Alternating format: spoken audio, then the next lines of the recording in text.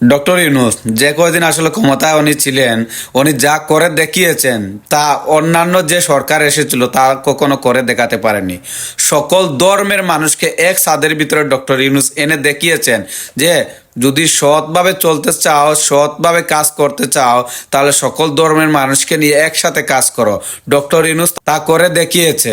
আমরা আওয়ামী লীগ দেখছি, বিএনপি দেখছি, এরশাদের আমলও দেখছি, সকল সরকারকেই আমরা দেখেছি, কিন্তু আজ পর্যন্ত কোনো সরকার সকল ধর্মের মানুষকে এক ছাদের ভিতরে এনে একটা বৈঠক করার মতো ক্ষমতা ছিল না। আমি বলতে চাচ্ছি যে এতদিন এত সরকার এসেছে, কিন্তু সব ধর্মের মানুষকে এক ছাদের ভিতরে কখনো কেউ আনতে পারেনি, কিন্তু এটা করে দেখিয়েছেন ডক্টর ইউনূস। এর জন্য বলতেছি ডক্টর ইউনূসকে আমাদের বাংলাদেশের সরকার হিসাবে দেখা উচিত, কারণ ডক্টর ইউনূস তিনি অল্প দিনে যা করে দেখিয়েছেন অন্যান্য সরকার এগুলা কখনো দেখাতে পারেনি। সবাই ডক্টর